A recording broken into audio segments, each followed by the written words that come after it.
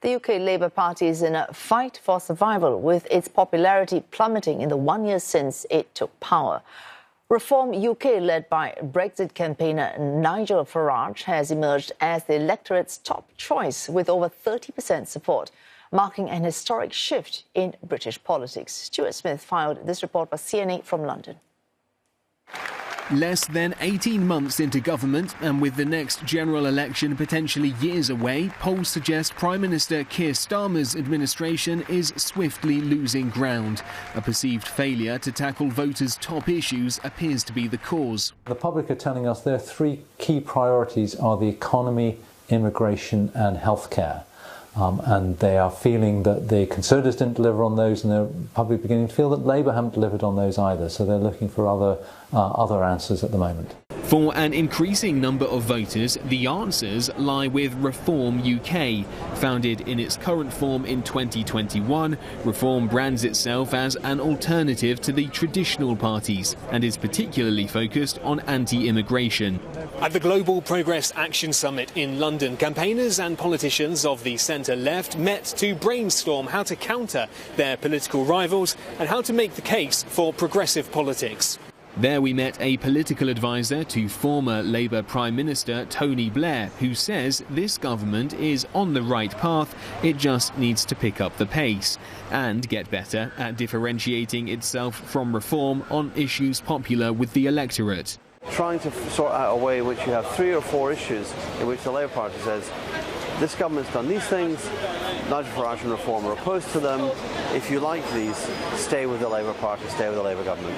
Mr McTernan suggests the government's strong support for Ukraine, commitment to combating climate change and the introduction of digital ID cards to tackle illegal migration could be some of Labour's policy hallmarks. Although, in what's been dubbed the reverse Midas touch, support for digital IDs plummeted after Keir Starmer announced his intention to introduce them. And so, without any noticeable progress on the economy, healthcare or immigration, the Prime Minister is trying to take on Nigel Farage by branding Labour the party of inclusion and Reform the party of division. If you say or imply that people cannot be English or British because of the colour of their skin, that mixed heritage families owe you an explanation, that people who've lived here for generations, raised their children here, built their lives here, working in our schools, our hospitals, running businesses, are our neighbours. If you say they should now be deported, then mark my words, we will fight you with everything we have, because you are the enemy of national renewal. Nigel Farage has dismissed these claims as political rhetoric. This is a desperate last throw of the dice from a Prime Minister who's in deep trouble, a Prime Minister who can't even command the support of half of his own party. But I'm sorry to say, I now believe that he is unfit to be the Prime Minister of our country. Reform has only 5 lawmakers in a national parliament of 650 and just 4% of the country's local councillors. With the next national election due at the latest in 2029, analysts say predictions of Reform leading the next government might be premature. They're a new young party and they have yet to be tested over the long term. Labour might recover, they might start delivering on the issues that count for the British public, or things might remain the same or get worse for Labour. We just don't know.